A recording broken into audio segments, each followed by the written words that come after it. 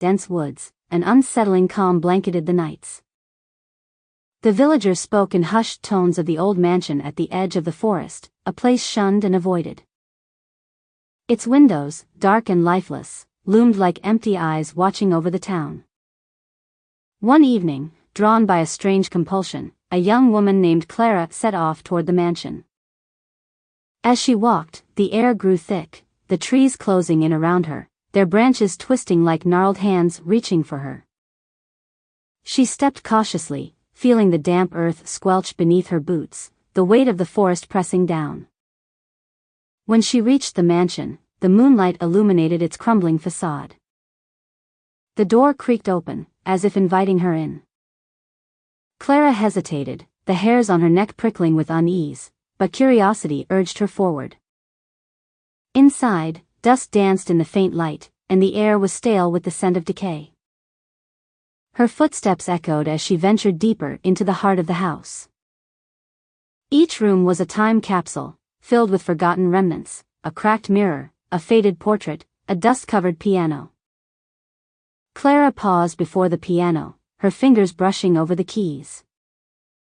A single note rang out, startling her. The sound hung in the air, heavy and foreboding. She shivered, the feeling of being watched intensifying.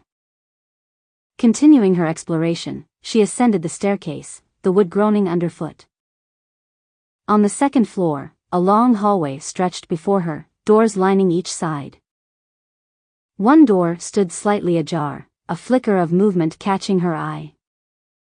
She approached, heart pounding, and pushed it open. The room was filled with old toys, their once bright colors dulled by time. In the center stood a rocking horse, creaking slowly back and forth. Clara felt an inexplicable sadness wash over her. As she stepped inside, the air shifted, cold and oppressive. Suddenly, the door slammed shut behind her, plunging the room into darkness. Panic gripped her as she fumbled for the handle, but it wouldn't budge. She turned, breathing heavily, scanning the room for an escape. The rocking horse had stopped moving, and an unsettling stillness settled around her. A chill enveloped her as shadows began to deepen, creeping along the walls. Clara's pulse quickened as she backed away, the sensation of unseen eyes boring into her. In the corner, the toys shifted slightly, as if animated by a force unseen. She could feel something drawing closer.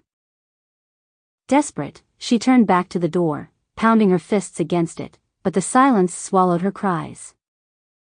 The shadows thickened, coiling around her like tendrils, and the room seemed to shrink. In a moment of clarity, Clara realized she had to confront the darkness.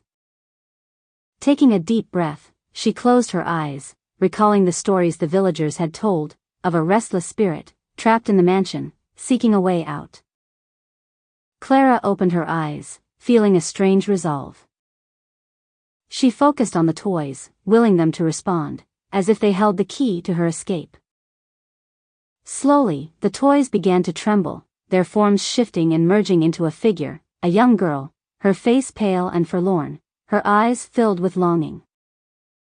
Clara felt an ache of empathy for the spirit, understanding that it had been trapped in this limbo for years, yearning for freedom. Without thinking, Clara knelt down, reaching out a hand toward the spirit. The air crackled with energy as their fingertips brushed. A surge of warmth enveloped her, and the girl's expression softened. The shadows receded, retreating from the light that now filled the room. In that moment, the door burst open, revealing the hallway bathed in moonlight. Clara stood, heart racing, as the spirit smiled gratefully before fading into a swirl of light. The toys returned to their stillness, their curse lifted. Breathing heavily, Clara stepped into the hallway, the oppressive weight lifting from her shoulders.